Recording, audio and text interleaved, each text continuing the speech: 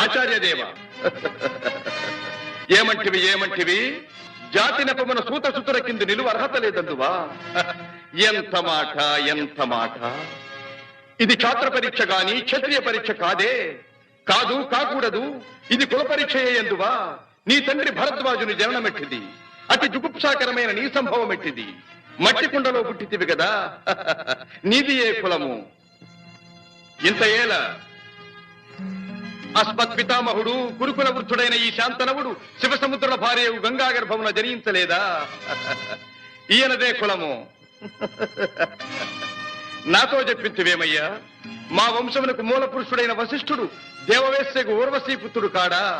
అతడు పంచమజాతి కన్య అయిన అరుంధతి ఎందు శక్తిని, ఆ శక్తి చండాలాంగన ఎందు పరాశరుని, ఆ పరాశరుడు పల్లెపొడిచైన మత్స్యగంధి ఎందు మా తాత వ్యాసుని, ఆ వ్యాసుడు విధవరాండ్రైన మా పితామహి అంబికతో మా తండ్రిని, పితామహి